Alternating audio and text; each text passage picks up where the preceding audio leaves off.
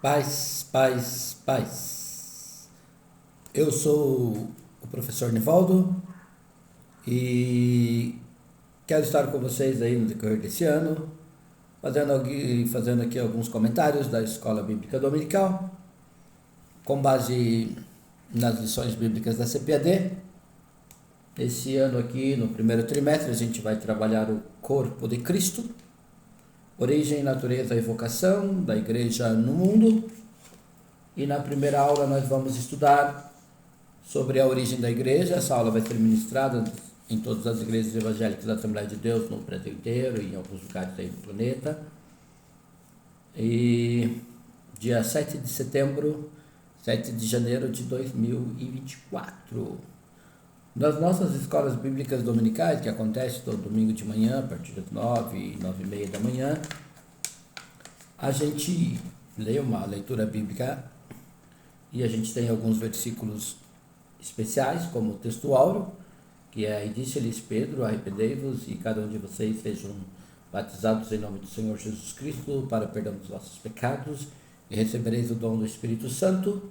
Está no livro de Atos, capítulo 2, versículo 38. A gente lê uma verdade prática também, que resume a aula. A igreja é a família de Deus, comprada com o sangue de Cristo e selada com o Espírito Santo. Tá? A gente faz uma leitura bíblica em classe, como eu já falei. A leitura dessa lição está no livro de Atos, capítulo 2, versículo 1 e 2 e versículo 37 e 38. Então serão 4 versículos do capítulo 2 de Atos. Você encontra o livro de Atos no Novo Testamento, é o quinto livro da Bíblia, depois dos Evangelhos. O primeiro livro é Atos, ação do Espírito Santo, ou Atos do Espírito Santo, ou Atos dos Apóstolos, cheios do Espírito Santo, dando início à igreja poderosa de Jesus Cristo. Diz assim, cumprindo-se o dia de Pentecostes, estavam todos reunidos no mesmo lugar, e de repente veio do céu um som, como de um vento veemente e impetuoso, e encheu toda a casa em que eles estavam assentados. Ouvindo eles isso, compungiram-se em seu coração e perguntaram a Pedro e aos demais apóstolos: "Que faremos, varões irmãos?" E Pedro então disse-lhes: "Arrependei-vos e cada um de vocês sejam batizados em nome de Jesus para perdão dos pecados e recebereis o dom do Espírito Santo." Tá? Temos a introdução que diz assim, uma rápida leitura do Novo Testamento é suficiente para percebermos o que a igreja é de fato e que importância ela tem.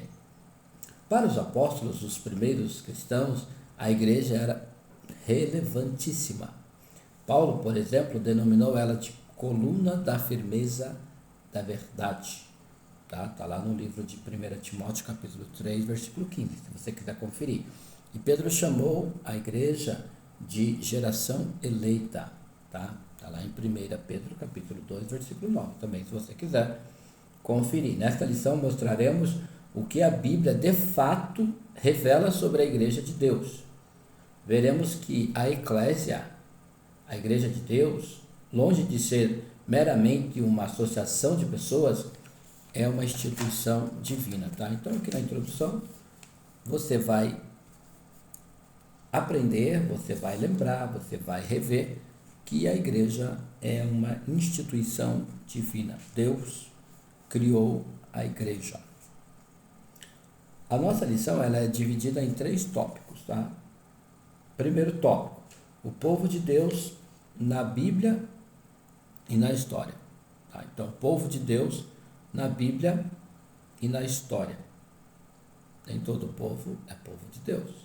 Tá? O povo de Deus vai se manifestar no Velho Testamento e no Novo Testamento. No Velho Testamento, o povo de Deus vai se resumir à nação de Israel.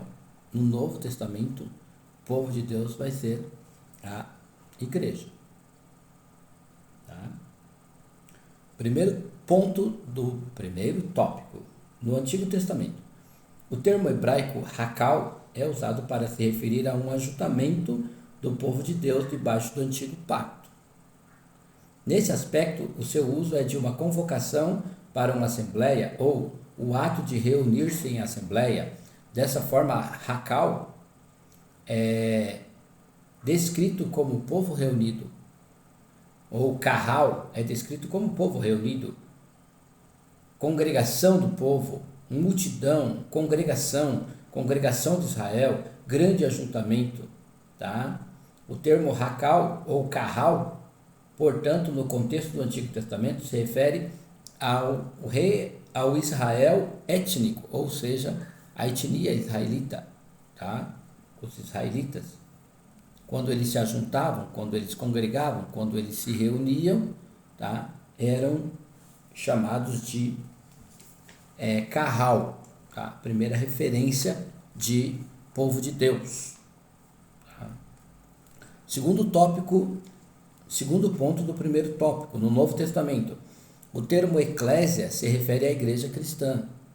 Contudo, no contexto neotestamentário, o seu sentido diferira do que lhe é dado hoje, ou nos dias do Novo Testamento, tanto na forma como na função. Não é apenas uma raça ou uma nação como no antigo pacto lá com os israelitas, tá? Mas todos aqueles de diferentes raças e nações que foram comprados pelo sangue de Jesus Cristo, tá? Então, a igreja vai ser a união de todas as pessoas compradas com o sangue de Jesus Cristo, independente de ser judeu ou de qualquer outra nacionalidade, de qualquer outra etnia. Assim, o seu sentido no Novo Testamento é majoritariamente sacro. Majoritariamente sacro. Isto é, de uma assembleia de crentes que se juntaram para adorar a Deus. Não é apenas um ajuntamento de pessoas, mas uma assembleia de crentes regenerados que se reúnem para adorar a Deus. Jesus, por exemplo, usou o termo eclésia com um sentido exclusivo, o povo adquirido pelo seu sangue, lá em Mateus capítulo 16, versículo 18. Dessa forma, o uso paulino de eclésia nas suas epístolas designa sempre a comunidade dos salvos. Assim vemos Paulo saudando a igreja, ensinando a igreja, discipulando a igreja sobre os dons do Espírito Santo, tá? E dando diretrizes à igreja. Então a gente vai ver Paulo chamando de eclésia, usando o termo eclésia, para se referir ao povo, tá? Que tem Jesus Cristo como Senhor e Salvador, que tem a palavra de Deus como regra de fé, tá? E creu na Bíblia, creu na palavra e agora está seguindo a Jesus Cristo, vivendo para Jesus Cristo e deixando Cristo viver em suas vidas. Então a gente viu o povo de Deus no sentido geral lá no Velho Testamento, na questão étnica, povo de Deus, povo de Israel, era o povo de Deus, até a vinda de Jesus Cristo. A partir da vinda de Jesus Cristo, então todas as pessoas que ouviram o Evangelho e entenderam o Evangelho, foram batizadas verdadeiramente, começaram a ter o Espírito Santo de Deus em suas vidas, essas pessoas começaram a ser chamadas de eclésia, o povo de Deus. Tá? E na história, há quem creia que a igreja subsiste governada pelo sucessor de Pedro e pelos bispos em comunhão com ele, tá? Aqui está se referindo à igreja católica, tá? Que diz que a igreja ela subsiste sendo governada pelos sucessores de Pedro. Evidentemente, a tradição protestante não acredita nisso, tá? Rejeita esse conceito, visto que ele não reflete o contexto do Novo Testamento, onde a figura do sucessor de Pedro é totalmente estranha e desconhecida. Após a Reforma, no século XVI, com Calvino e Martinho Lutero, a tradição protestante procurou dar um sentido bíblico e mais preciso a respeito do que uma igreja é de fato. Em uma grande denominação protestante histórica, a igreja é definida como uma congregação local de pessoas regeneradas e batizadas após a profissão de fé. Por outro lado, de acordo com o documento de uma grande denominação pentecostal americana, entendemos a igreja como o corpo de Cristo, a habitação de Deus através do Espírito Santo, com divinas nomeações para cumprimento de uma grande comissão, onde cada crente nascido do Espírito é parte integrante da Assembleia Universal e da Igreja dos Primogênitos que estão inscritos no céu. A Bíblia vai dizer que aquele que tem o Espírito Santo é de Deus. Quem não tem o Espírito Santo não é de Deus. Jesus Cristo morreu e ressuscitou, subiu ao céu e disse que nos enviaria um Consolador, enviaria o Paráclito, enviaria o Espírito Santo. Tá? E você ler a Bíblia, e você começar a ler a Bíblia e começar a pedir para Deus para que você entenda a Bíblia, o Espírito Santo que Jesus enviou, ele vai entrar na sua vida, tá? Jesus nos deu a ordem para pregar o Evangelho a toda criatura, tá? Mas se não tiver ninguém para pregar para você, tá? Leia a Bíblia, que Deus vai, por intermédio do Espírito Santo, iluminar o teu entendimento e você vai começar a entender a Bíblia, você vai aceitar Jesus Cristo e você vai fazer parte do corpo dele quando o Espírito de Deus estiver na sua vida, tá? E depois você tem que manter o Espírito de Deus na sua vida, obedecendo a palavra. Muitas pessoas estão em denominações, estão em casas de oração, o Espírito Santo pode até ter vindo sobre as suas vidas, mas já não está mais, tá? Então, o que determina estarmos na igreja de Cristo é a presença do Espírito Santo. É você e Deus, tá? Que vai saber se o Espírito Santo habita em sua vida, tá? Quem tem que saber que o Espírito habita em minha vida sou eu, tá? Eu tenho que ter certeza disso, eu tenho que saber, tá? Se eu sei que o Espírito de Deus habita a minha vida, eu não preciso de confirmação de mais homem algum, tá? Se o Espírito de Deus está em minha vida, o Espírito Santo de Deus, ele me impulsiona, ele me leva a ler as Escrituras. Por intermédio das Escrituras, todas as outras bênçãos de Deus me alcançam. Toda a vontade de Deus é operada na minha vida por intermédio da sua palavra. Então, se algo está me impulsionando a ler a Bíblia, a crer na Bíblia, a aceitar a Bíblia, eu tenho certeza que é o Espírito de Deus que está realizando esta obra na terra, na minha vida e na sua vida. Se você está aí já me ouvindo, tá? Eu tenho certeza que o Espírito Santo de Deus está agindo, aleluia, na tua vida, tá?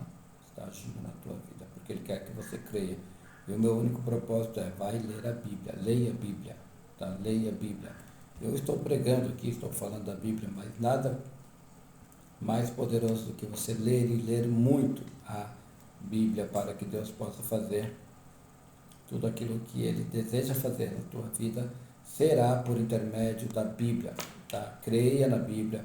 No início a Bíblia vai te dar muito nó, você vai ficar confundido com tudo que a Bíblia diz, mas só persistir em ler, tá? Que você será iluminado, você será clareado, tá? Todas as dúvidas com o tempo, elas são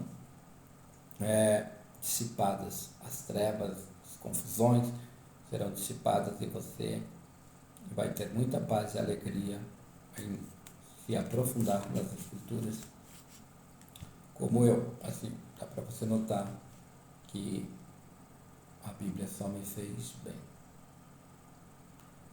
No segundo tópico, a igreja como criação divina. A igreja como ideal de Deus. Desde a eternidade, a igreja estava no coração de Deus e foi idealizada por Ele.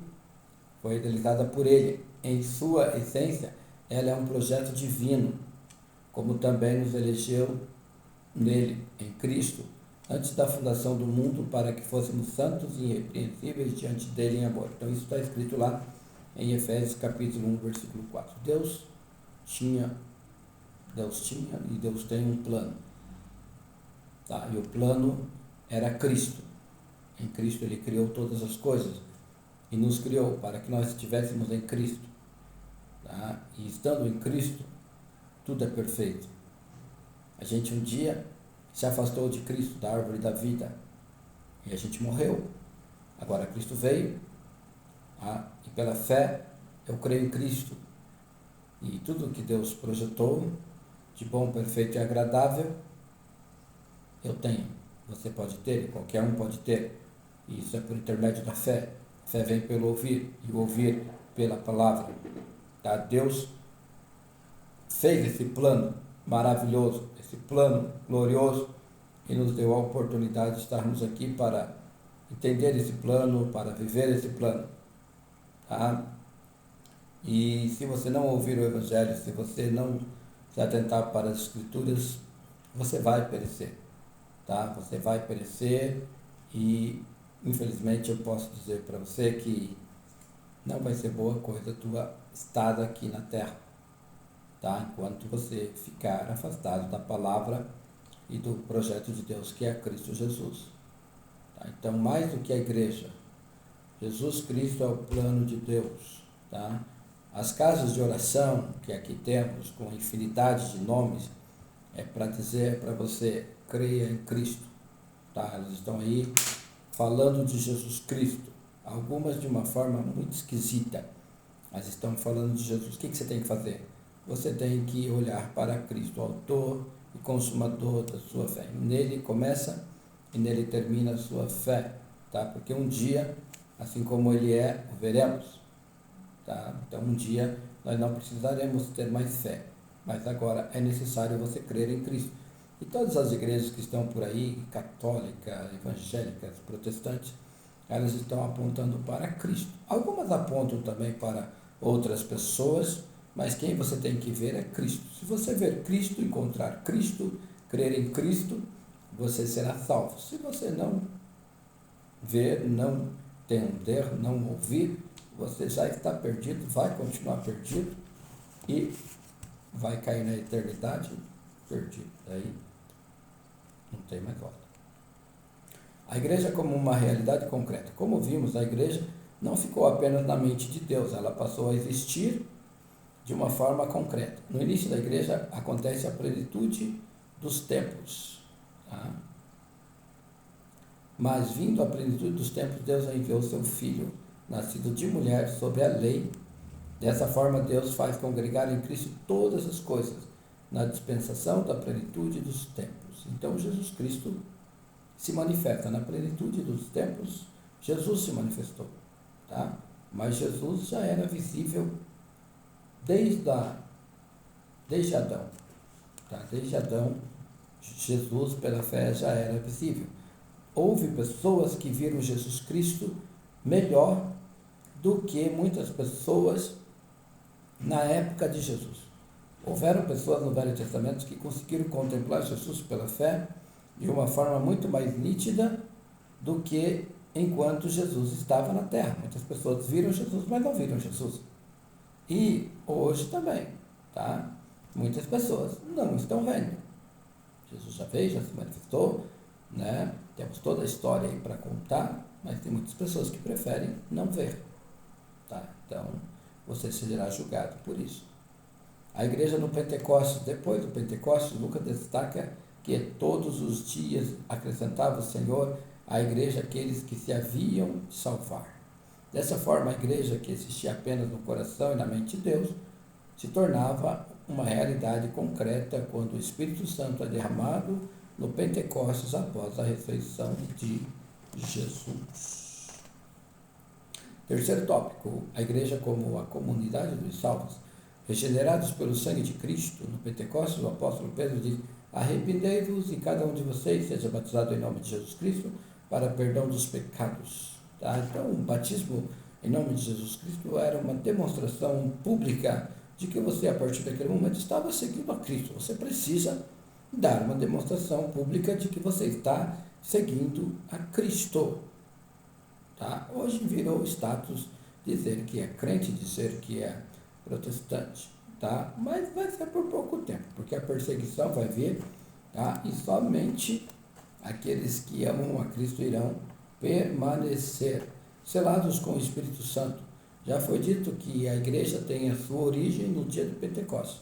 Por meio do Espírito de Deus, somos batizados no corpo de Cristo, a igreja. Então, passamos a fazer parte dela. Tá? Então, é de Cristo, faz parte da igreja de Cristo. Não quem está na Assembleia de Deus, não quem está na igreja católica ou na congregação, mas quem tem o Espírito Santo de Deus. Tá? Tem muita gente que está como os crentes lá de Éfeso, tá? Que conheciam apenas o batismo de João, tá? Nunca tinham ouvido falar do batismo do Espírito Santo, tá? Então você precisa conhecer a pessoa do Espírito Santo de Deus, tá? Ele, se você clamar, ele entra na sua vida. Quer receber ele agora? Abra teu coração aí, aleluia, e receba o Espírito Santo de Deus na sua vida. Fala para ele: eu quero a tua presença, querido Espírito Santo. Eu desejo a tua presença. Eu quero a tua presença. Eu quero, eu quero, eu quero, eu quero, eu quero. Começa a pedir e não pare de pedir, que você vai ter a coisa mais maravilhosa, tá? É mais maravilhoso do que ganhar na Mega Sena. Nunca ganhei na Mega Sena, tá? Mas eu sei que eu não preciso ganhar na Mega Sena, porque eu já tenho o Espírito Santo de Deus, tá? E nada substitui a pessoa do Espírito Santo de Deus. O batismo de Cristo e do Espírito. O apóstolo Pedro, que exortou os presentes do dia de Pentecostes a se arrependerem, também disse: e recebereis o dom do Espírito Santo. Assim podemos afirmar que Cristo batizou os crentes com o Espírito Santo, um batismo de capacitação, enquanto o Espírito os batizou no corpo de Cristo, um batismo de iniciação. Tá? Então, receber o Espírito Santo, tá? É ser integrado no corpo de Cristo. E isso não é feito por pastor, e isso não é feito por homens, isso é feito por Deus. Quando o homem crê, quando o homem, por intermédio da palavra, crê, tá? E abre o seu coração para o Espírito Santo, então ele nos liga a Deus novamente, nos liga a Cristo. E assim nós estamos seguros. Concluindo esta lição, vimos como surgiu a igreja fundada por Jesus Cristo. Ela existiu primeiramente no plano de Deus, até se estabelecer no Novo Testamento, após a morte, ressurreição de Cristo e a infusão dos cristãos no corpo de Cristo por meio do Espírito Santo. A igreja, portanto, não foi idealizada por homem algum, nem tampouco está fundada sobre teses humanas. Seu fundamento é Cristo, que é a cabeça da igreja. Por isso, é um grande privilégio fazer parte da igreja, o corpo de Cristo. Ok? Deus te abençoe. Eu sou o professor Divaldo, para quem não me conhece, para quem conhece, Deus te abençoe, Deus te dê paz, te dê paz, te dê paz, tá? Se você puder, você se inscreva aí no nosso canal, você dá like aí, para que eu possa evangelizar mais pessoas, para que eu possa falar de Jesus para mais pessoas, e você pode estar me ajudando aí, curtindo, compartilhando, e vamos aí pregar o evangelho a toda criatura, em nome de Jesus, amém? Deus te abençoe, até a semana que vem.